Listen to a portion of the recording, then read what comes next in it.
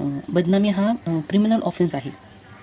एखादा पर्सन एखाद्या दुसऱ्या पर्सनचे रेप्युटेशन हार्म करत असेल, त्याची रेप्युटेशन सोसायटीमध्ये खराब करत असेल, पब्लिश करत असेल, त्याचे चुकीचे स्टेटमेंट, खोटे स्टेटमेंट किंवा व्हिडिओ किंवा फोटो असे कशाद्वारे त्याला त्याचे चुकीचे स्टेटमेंट जर तो पब्लिश करत असेल किंवा सोशली हार्म करत असेल त्याची रेप्युटेशन, ते म्हणजे बदनामी ऑफेन्समध्ये येतं.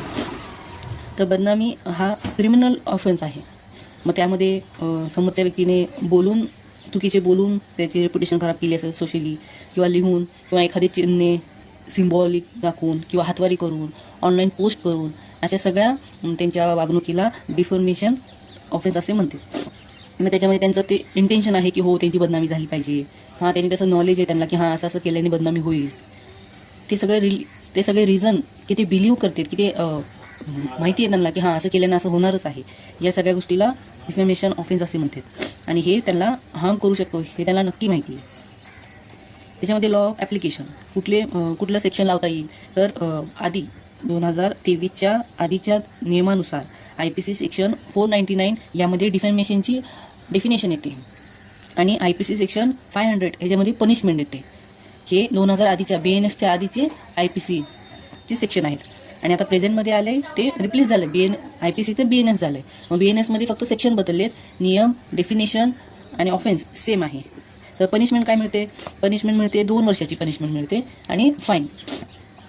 तर त्यामध्ये डिफॅमेशन हे कशामध्ये गणले जाते तर पहिला आहे मॉरल कॅरेक्टर, दुसरा आहे त्याचे प्रोफेशनल लाईफ, तिसरा आहे सोशली स्टँडिंग आणि चौथा आहे क्रेडिट वर्थीनेस. म्हणजे त्याची सोशल स्टँडिंग, प्रोफेशनल लाईफ या सगळ्याला हार्म करत असेल तर तो IPC 499च्या नुसार गुन्हा दाखल करू शकतो.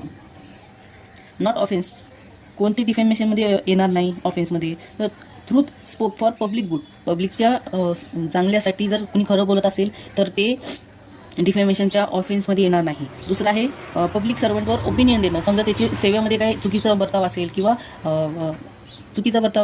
तो चुकीचं वागत असेल तर त्याच्यावर ओपिनियन देणं हा डिफॅमेशन ऑफेन्स नाही आहे. तिसरा आहे पब्लिक पब्लिक परफॉर्मन्समध्ये कोण येतं? ॲक्टर्स, हे सगळे व्यक्ती, त्यांच्यावर आपण ओपिनियन देऊ शकतो, ते डिफॅमेशनच्या ऑफेन्समध्ये येत नाही. चौथा आहे प्रोटेक्शन ऑफ ओन इंटरेस्ट, स्वतःच्या बचावासाठी जर काही स्टेटमेंट दिली असेल तर तेही डिफॅमेशनच्या ऑफेन्समध्ये डिफॅमेशनचा ऑफेन्स हा एक सिव्हिल प्रकार पण असतो आणि क्रिमिनल पण असतो.